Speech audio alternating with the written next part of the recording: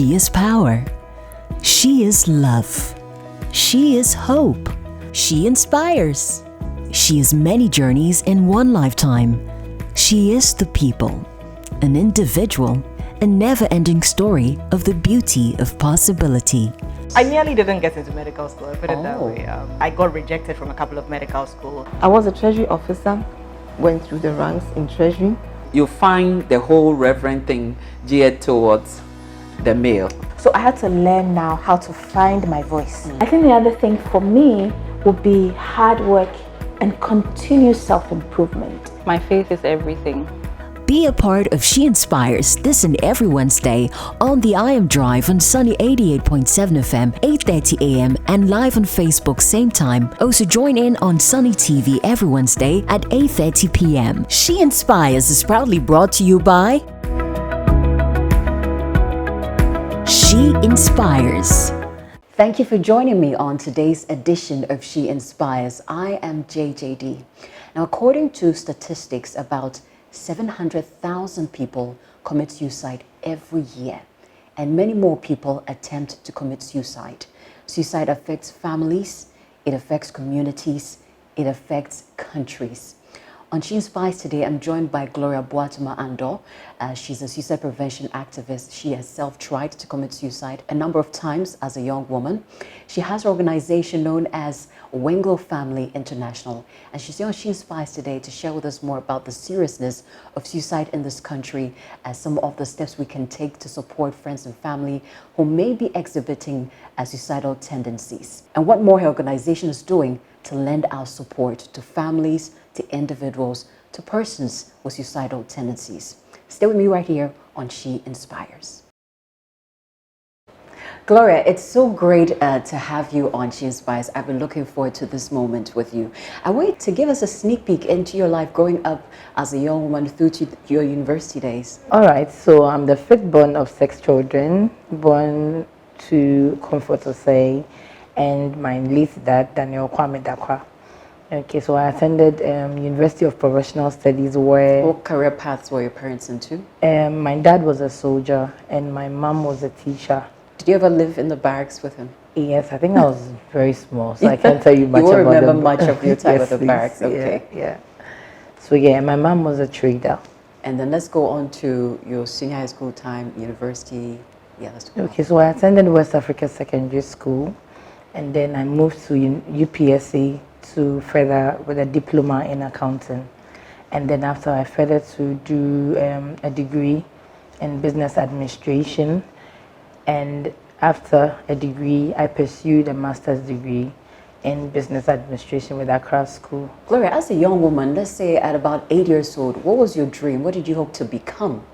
Well, I was very passionate and I love to, be there for people. So I was looking at becoming somebody who would be always at giving service to someone or make someone, smile. Okay. Yeah, so it was a kind of job like being a hostess or working at a bank, because I really like the corporate look. Okay. It was something that was very, So that sort of directed you in the courses you studied right through the university, or Exactly. sort of changed along the way, or it Sure. remained that way? No, I think it's been that way because I did business administration, yeah. And got you into the banking space? Did you have the experience? Did you get into the banking space, or? No, I not never yet? got into the banking space. Do you hope to get into it? No. No. You'd Not like at to the stay moment. away from there. Sure, But let's sure. talk about your organization, Wenglo Family International. This is an organization that you set up how many years ago? 5 years ago. 5 years ago. Yeah, okay. And I want you to share with us, Gloria, what inspired Wenglo Family International? All right. So I was a daddy's girl, very close to my dad. And I lost my dad at a very, when I was in SS. And at a point, I tried committing suicide because my dad... What happened to dad? Did he fall ill? Or? Yes, just a brief one, and that was it. Because my dad was always there for me. My dad would listen to every question I asked. And now I felt like he's no more. What's the point of living? So I tried committing suicide, which I didn't succeed. at that point, everybody was busy grieving their parents. Like my mom is grieving their husband. My brothers and sisters were also grieving their father. But I was very close to my dad, so it really got to me. I didn't talk to anybody. I was on my own, and I was battling with my thoughts. That's when it comes in, and then I'm like, what's the point of living? Because nobody's actually going to be listening to me. Even if I'm not around, I don't think anybody will feel it. That was it. But there's always a saying that my mom always tells me that I was a prophecy child. And anytime I tried doing that, there was this strong voice that hits me. Like I feel like a presence in the room. And in terms of contemplating suicide, what exactly were these voices pushing you to do? For the media purposes, I can't tell you exactly what I tried doing, because somebody else who is actually contemplating can pick something and then decide to do it or try it. So in a professional way, I can't tell you what exactly I did, but I attempted. I tried injuring myself in a way. Were you home alone at the time? Most of the time, yes. I'll be in the room alone. When you say most of the time, that more than once. How many times do you try injuring yourself? Oh, like twice. I tried twice. When someone is having suicidal thoughts and they're thinking of injuring themselves, do you actually think of the pain that you're inflicting yourself, or the grieving and the loss seems much weightier than the pain you inflict on yourself through that injury? So at that point, you don't actually care how, what will you feel? Your mind is blank, like you're at an end point where you're like, let me just go. So you're not actually thinking who will be missing you, what you are leaving behind, and what is ahead of you. At that point, you're just like, let me just get rid of it, and then that is it. So it was like that. I didn't even think of the pain. I didn't think of who will miss me. I didn't think of if I'm away, what will happen. I just decided to go because I think that there was no point to live. Did you ever mention this to your mom or your Nobody, siblings? no, until I started championing the suicide agenda. So when you were having suicidal thoughts, you were how old? 16. And you started championing. 16, 17. You started championing this 19. agenda at what age? 20 something, I think. Yeah. That's over 10 years. Yeah. Of you battling with your thoughts. Yeah. Mom doesn't know anything about it, your siblings. No. You never Even spoke friends. to any of your. No. How are you able to imbibe all that in? Because So that's a what lot going worked on. for me was that the fact that my home is more of a Christian home where we do a lot of prayers. We do morning devotions. We go to church. There was a particular time that we went to church that the pastor was preaching about the fact that you lose somebody so dear to you, and then you think that the world has come to an end, but you have your life to live. So rather make the person proud instead of taking your life. That is what worked for me. So it was at church. That is what worked for me. And the fact that anytime I try to do it, there's more like a presence. I know the plans that I have towards you. Like, I feel a heavy presence around me. And it was obvious because my mom used to tell me that I was a prophecy child. He didn't plan of having me. In fact, my dad even asked that I was being, like, they should have been aborted. You've been aborted? Yeah. So I feel that it is the purpose I'm here to fulfill. That is what stopped me from doing it, and the fact that God loves me more. So when you talk about nobody in your family knowing till you started this agenda, what was their reaction when they got to know that we've been in this home with Gloria for so long, and she's been battling this all by herself? We had absolutely no idea. What was their reaction? So at a point, I did a documentary where I needed to record my mom. So when she saw me on TV, and after the show, she called and was like, "Hey, I know one can't show be a minim that." So you didn't inform her you were going on television to talk about it? It was just, I just decided to just go, because when I decided to do this, I didn't have to ask anybody. I mean, it is something I want to do and also impact others, and it's a decision. It's actually what God asked that I do. So. But did you ask her to watch, or she just chanced on She chanced on it. She chanced on it? Yes, I didn't ask her to watch. She chanced on it. But before then, I was doing some programs where she had an idea about it. She was rather happy that I didn't do it, but rather making it an impact. Okay. Yeah. How about your siblings? Yeah. They feel They about were your okay. sister? Yeah, they were all okay. They didn't really talk much about it. You've been in this organization for 5 years, running it as founder. Yeah, like 4, yeah. And Or more than 5 years? I think 4, yeah. 4 to 5 years, Yeah. we could say. I wanted to share with us, what have you discovered is a major cause of suicide in Ghana for you? We know it was the loss of your dad that sort of set you on that path. But what have you discovered is the major cause? And is there a prevalent age, a prevalent age bracket that you find it amongst? So with the youth, I'll just get towards the youth. With the youth, most of the youth do not get the opportunity to speak to people or open up. Like, there's no attention for the youth in particular. So I'm talking about from 9 years down to 27, thereabouts. That is the age that a lot of things come up: relationship, exams, work. I mean, everything around you become like fast. It start coming up fast. And then 1 minute you're losing someone, 2 minutes you've written exams. Yes. And then you are supposed to be a woman, be a man. When you lose someone, you don't have anybody to talk to. At that period is very critical, because if you don't get to speak to someone, if you're not a Christian like I am, that I got the opportunity to be in church to speak, to hear the word of God, something would have happened to me. So at that period, it's a battling stage where the youth go through a lot. Mommy and daddy busy working, looking for money to come take care of the kids. Nannies treating kids. They can't get the opportunity to speak to mommy when mommy comes, or daddy and mommy tired, sleeping. You go to school, you have exams to, work on, then a whole lot. You have 10 subjects to actually go through and make sure you pass everything. The fact that when you come home and you fail, it's not accepted. It's a whole lot with the youth at that stage. So because I concentrate a lot on the youth, most of the youth, exams failure and then relationship problems. So what would make one youth have relationship problems and not have suicidal thoughts, and another one have relationship problems and they are already going down that path? Okay, so we are two different people. Let's say Jennifer and myself.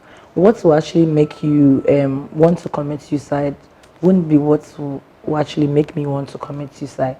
There are things that we accept as individual. Let's say I am very particular about relationship, and then I'm particular about men who cheat on their wives.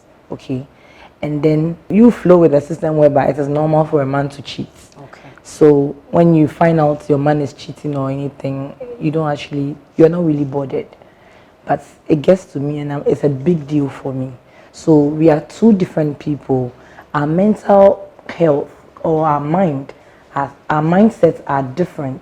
What will make me very angry will make you angry. So there's no way you would say that I'm being suicidal because of this and you do the same. No, it's never the same. So we need to find the difference between the two. Sometimes when somebody goes like, I want to commit suicide because I failed my exams, you go like, what do you mean? It's normal, you can move on and write it. But no, somebody's being repeated. Other younger ones are coming to meet the person in their class. Do you know how it feels like? The feeling alone, the embarrassment alone can even make the person not want to even attend class. But it is okay for you because it's fine. You've built that mindset that when you fail, you need to try again. Would you say building that mindset as part of young people, young children, it has a lot to do with the parents and the kind of parenting these young people get, which can make them say, you know what, I feel, but it shouldn't be a big deal. I should be able to pick up myself and try again. So that is where parents really need to come in. Every child, every mother, every parent wants the best. When you go to school, I want A. I don't want B. You would actually have children, parents telling them that it's not bad, it's fine. But the point is, when your child comes in with an E or C, sit your child down, speak to your child. Don't neglect your child, because that is when the child would not want to come home. If your child is not coming home, your child is on her own. Your child is speaking to somebody else. Maybe the person will say, oh, forget to take your life, and that is your mom won't get to know. But when you accept the child, you sit the child down, you talk to the child. I know it is not easy, but try again. It will be fine. Accept your child just as your child is, because it is what you tell your child. You hear parents using abusive words on their kids. you are not worth it. There is nothing good, especially when you have two kids. Useless. One is good and one is not. I was not the best child. I was not, an amazing student. I mean average, okay? But look at me now, I'm not doing bad at all. So if my mom had neglected me or thought that this one was better than I was, look at me, well, by this time she'll be feeling very bad. So we don't need to compare our children. Rather, we need to be there for our children because they are gifts that God has given us. If we don't take good care of it, we will be asked. You shouldn't treat children as if they came on their own. You brought them here and you have to make sure you take them through the journey of life. Use your life experience to tell your child about, what goes on when you are in school. What happened to you in school. Even if it didn't happen to you, you've been hearing a lot of things like that. If you open up to your child, you'll be amazed at things your children will be telling you. But if you don't open up, they'll keep it to themselves and then they'll start doing things that before you realize they are gone. What would you do? Youth at that stage. So not having a conducive environment where they can open up, express themselves, have someone they can actually trust and talk to is one of the major things that sets them on that path. Let's talk about the support system for mental wellness. Let's talk about the church. You talk about being a believer, growing up in church and hearing a message that got you shifting your perspective, or I would say saved you from getting onto the path that you were on. Would you say that the church or Christian leaders are doing enough in the area of mental health, or there is much more that you think we can do to reach out to people in the church who are battling with all kinds of mental challenges? Well, I would say that I believe the churches are all trying, but in my church, Holy Hill Assemblies of God, our pastor is always preaching about those things that will make you stand strong no matter what comes your way and all that. I don't know about other church, but I think that if we have outfits where church members can actually walk to talk to this particular person who is in charge of, let's say, who's a psychologist, who's a suicide prevention activist, somebody who is there to hear the people, what they are going through. It's not just about coming to church and then listen to the word of God. Yes, it works on you perfectly, but sometimes some people need to be, counseled with example, with testimonies, things that will know that you are not the only person going through. Out of that, people can just, sometimes you don't even need much. Okay. Hearing somebody's story, like I'm sitting here talking about it, you can just go like, oh, so this beautiful lady actually went through it. And it means Very that beautiful lady. it's something that's, it happens, but I would get over it. Because you definitely get over it. If you get the right counsel and you believe God, you would definitely get over it. It's just like going home where you see a lot of potholes. You don't turn back to go back to work that the pothole will spoil your car or anything. You are driving home because you need to get home. You keep pushing. You bound in the pothole. You still try to dodge and then try to make your way to. So it's same with life. Sometimes you don't get all the beautiful things. Sometimes you get the bad things. But when you get the bad things, make it good. This is She Inspires. We have to go on a break, but before that, I would want to acknowledge our sponsors who make it possible for us to bring you She Inspires every week on the I Am Drive on Sunny FM and on Sunny TV online as well. So Hotel Kasarari for this location, Eddie's Pizza, Ajile Jewelry, also Saraban, Duffy's Health and Beauty, and Royal Peaches Glam. Stay with us. We'll be right back. Me brony, na den na wanu me drama na che wa no pe wa nom okọ. Me so ya no pe bia, ansana me ko menwuma so no. Manya de pe bi. Let me share it with you. Duffy's Ohima Feminine Mixture. Aye me secret ba ko pa aboa me. Boso me bia, me menses e bakama. Abra menti ya obia. E flow mami. Me wo ye chi no, na me menses no e ma ye. Me sha ase no Duffy's Ohima Feminine Mixture no. E bankasa with no pain. So Duffy's Ohima Feminine Mixture. The best yes. Open a did witwa. Duffy's Health and Beauty ewo East Legon American House. Kumasenso ye Bank Tech Hospital. Enye mapem for. Sankratwe FDA ahwehwe mu agye atum se eye. Elegance, comfort, pristine, relaxing. Welcome to Hotel Kasarere, located in the heart of East Legon, Accra. Perfect home away from home. With incomparable attention to detail, we have mastered the unique culture of Ghanaian hospitality. Treat yourself to delicious local and continental dishes from our 24-hour restaurant and take a cold swim to relieve your stress. Call Hotel Kasarere today on 0540 348876 for a truly royal experience. Thank you for staying with us on She Inspires. We're with Gloria Boatemaa Andoh. She's a suicide prevention activist and CEO of Wenglo Family International. And we heard of the former Miss USA just landing from her apartment, right from the top, and landing on the ground, and she died on the spot. For a suicide prevention activist, when you heard the story, how did you feel about it? When I read the story, it looked like she had a perfect life. Everybody would say she had the perfect life. But the point is inner peace. Inner peace means that you might have everything that you had aspired to be, but you don't even have anybody you call a friend or a family that you can actually open up to. For you, she was battling something on her own and she didn't trust to speak to anyone. And there's no point. Sometimes you break down a lot and then you come and sit and smile just for people to appreciate that you are strong.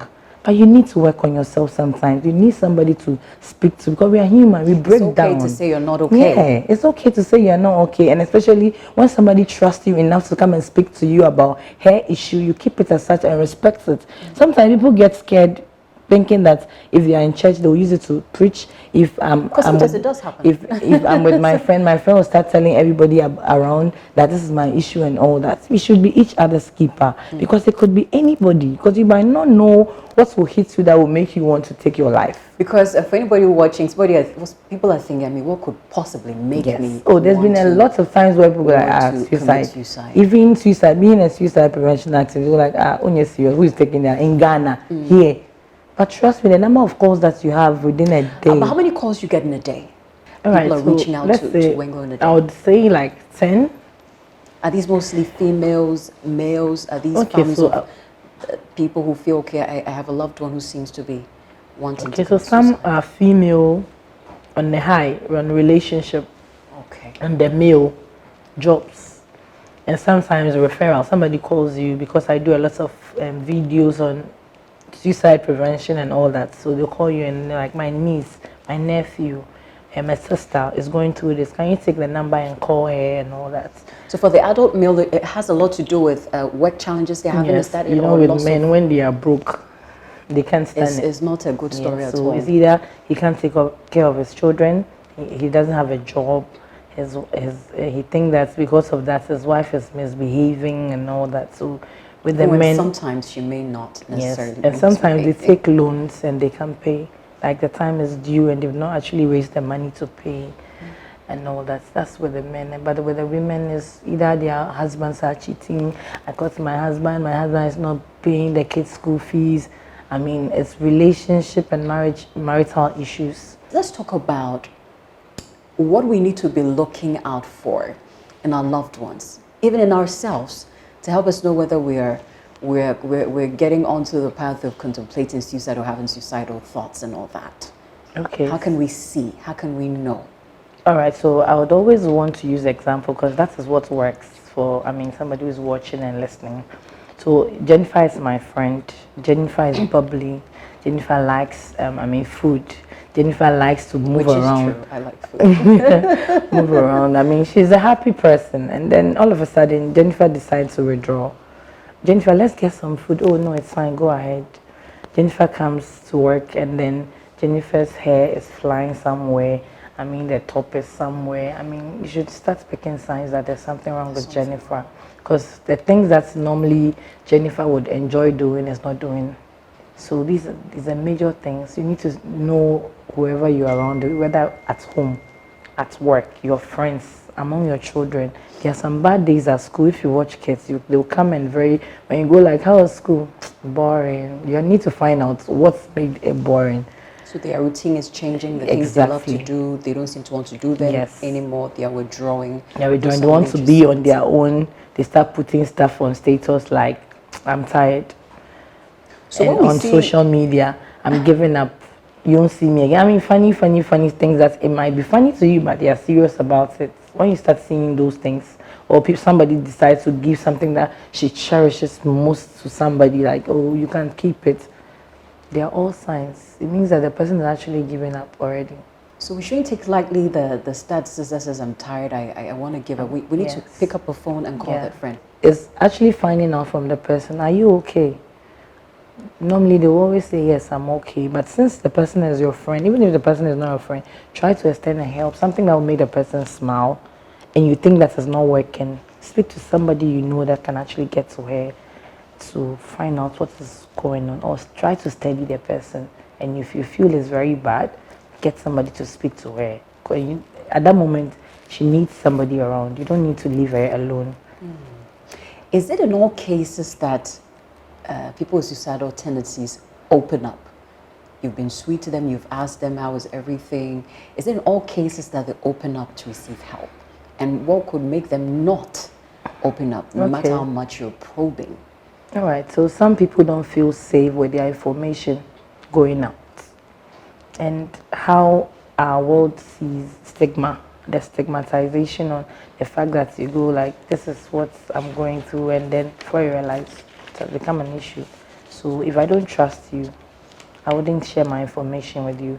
But if I trust you, I can tell you that this is what I'm going through. Can you help me? And then that is it. So Gloria, let's say a friend of mine, I've noticed they're having suicidal tendencies. I've reached out to them. They need help. I'm not in any way equipped to assist them. And I reach out to Wenglo. How exactly do you go about approaching helping this friend of mine? Okay. So what we do is, after having a talk with you, we have a team. We have clinical psychologists, we have counselors. So after listening to you, and then would usually go to them. Do they come to you? Oh, most of the time they call you on the phone. And then some people break down, and then you would want them to come close. So then you can invite the person to come to our office at Achimota to book an appointment with you, and then you can speak to the person. Sometimes when the person is a face-to-face, it works more. Okay. Because your expressions and even how you speak to the person would know that you're really interested in what she's telling you, and that it is fine.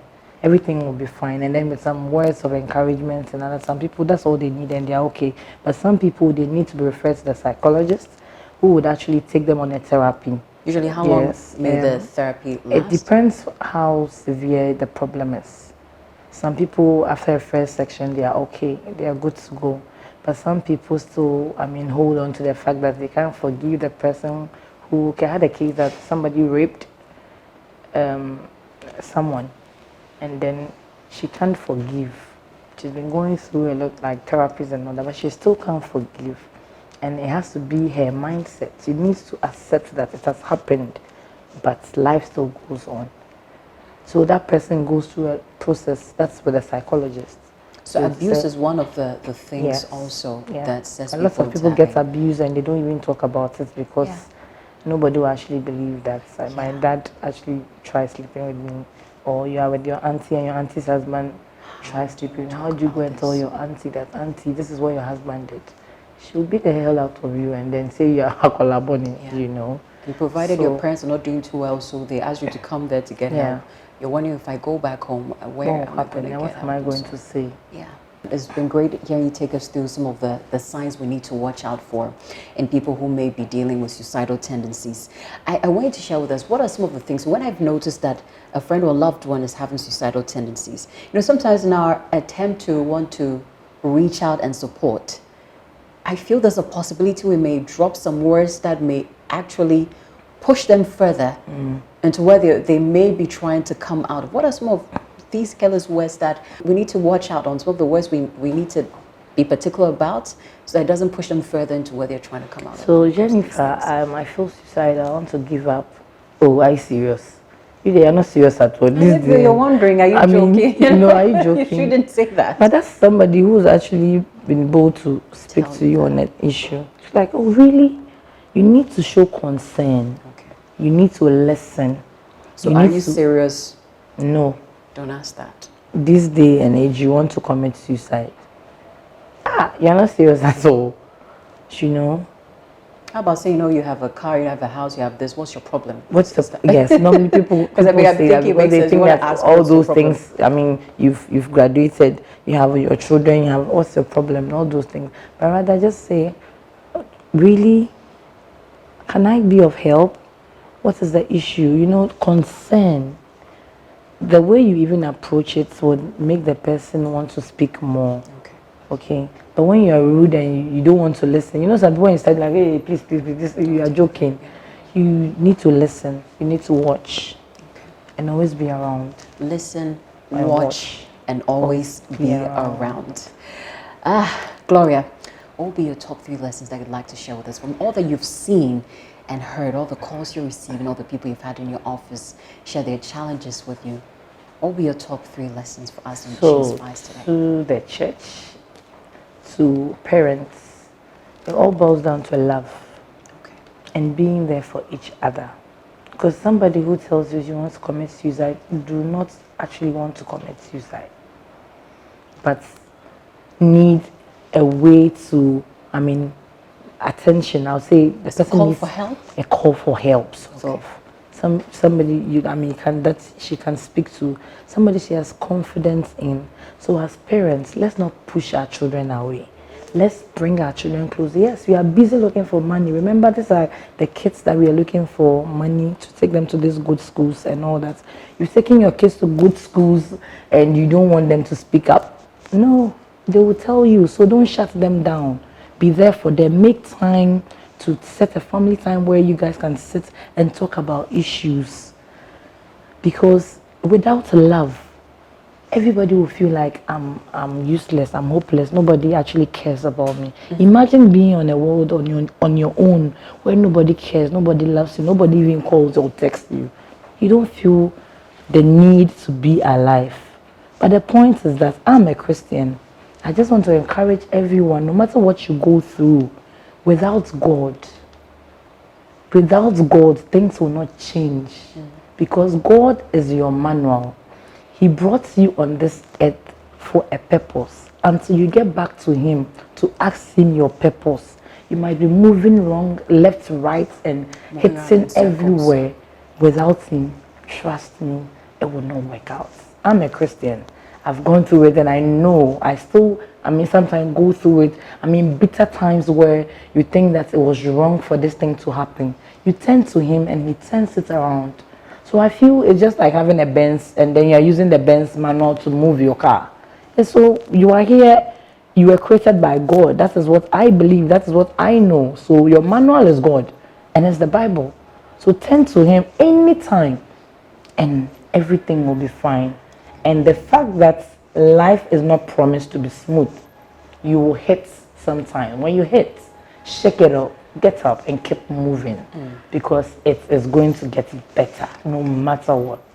Any other lesson? So maybe the last one would be love, love, love, love, love, love. Love is everything. So show love, especially when you have and you see the vulnerable. Please help them. If there's something you can do for somebody to just smile, it doesn't need to be my just Valentine. We went around sharing a bar of chocolate to those at the Accra Psychiatric Hospital. It was sad, very emotional for me. But the fact that one saw and was like, hey, me who chocolate ni biache. Wow. Tears started dripping my eyes. I couldn't even stop. I'm like, wow, just a bar of chocolate expressing love. Let's love, because that is all life is about.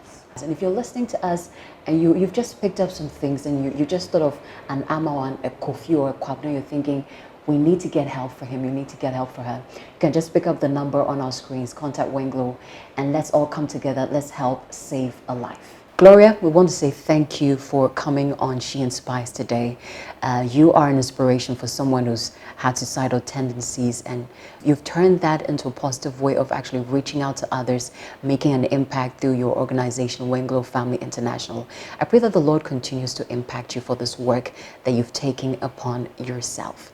And for you watching us, I'm sure that you have also gained some insights on what to look out for. And the next time you meet a friend and ask, how are you? It will not be the usual, how are you, expecting the I'm fine and just passing by. But when you say, how are you, you really are going to mean it. And you're going to offer a listening ear.